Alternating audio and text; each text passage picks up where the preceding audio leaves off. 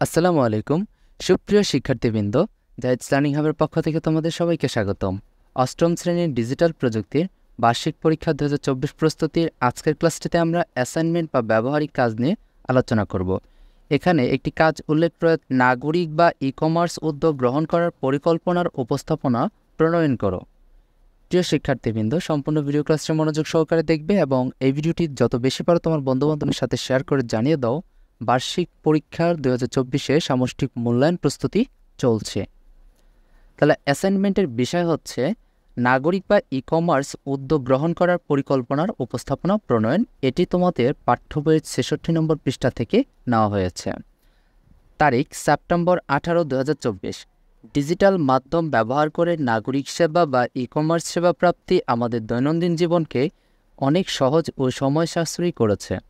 আমরা সাধারণত বিভিন্ন প্রতিষ্ঠিত প্ল্যাটফর্ম থেকে এই সেবাগুলো পেয়ে থাকি, তবে আমরা নিজেরা উদ্যোগ গ্রহণ করে এই ধরনের সেবাদানের প্ল্যাটফর্ম তৈরি করতে পারি। উদ্যোগ হলো কোনো একজন ব্যক্তি বা কয়েকজন ব্যক্তির সম্মিলিত প্রচেষ্টার ফল, আর যে বা যারা এই উদ্যোগ গ্রহণ করেন তাদের বলা হয় উদ্যোক্তা। ডিজিটাল মাধ্যমে সেবা প্রদানের উদ্যোগ গ্রহণ করতে বিভিন্ন ধাপ অনুসরণ করে পরিকল্পনা করতে হয়। উদ্যোগের পরিকল্পনার ক্ষেত্রে আমাদেরকে যে সকল বিষয় বিবেচনা করতে হবে সেগুলো হলো টার্গেটটি গ্রুপ কার, সেবার চাহিদা কেমন, কোন এলাকায় সেবা দেওয়া হবে, কি কি সেবা দেওয়া হবে, সেবার উৎস কী কী, সেবার দাম বা চার্জ নির্ধারণ, আইনগত ভিত্তি বা অনুমোদনের কী কী ডকুমেন্ট লাগতে পারে, ডিজিটাল মাধ্যম হিসেবে কোন প্ল্যাটফর্ম ব্যবহার করা হবে, উদ্যোগ সম্পর্কে অন্যরা কিভাবে জানতে পারবে, এভাবে সেবা পৌঁছানো হবে, আর্থিক লেনদেন কিভাবে হবে, এই উদ্যোগে আর কার কার সহায়তা নেওয়া যায় এবং দ্রুত ও সবসময় যোগাযোগের মাধ্যম কি, পরিকল্পনা প্রণয়নের উপরের বিষয়বস্তুগুলো কিভাবে বাস্তবায়ন করা যায় তা অনুসন্ধান করার জন্য আমরা বিভিন্ন পরিচিত বা জনপ্রিয় নাগরিক বা ই কমার্স সেবা প্রদানে ওয়েবসাইট ও সামাজিক যোগাযোগ পেজ বা গ্রুপ ভিজিট করব। পরিকল্পনা গ্রহণ করা হয়ে গেলে সেটি উপস্থাপনার পালা। আমরা একটি সৃজনশীল কন্টেন্টের মাধ্যমে আমাদের পরিকল্পনাটি উপস্থাপন করব। সৃজনশীল কন্টেন্ট হিসেবে আমরা একটি পোস্টার ডিজাইন করার সিদ্ধান্ত নিই।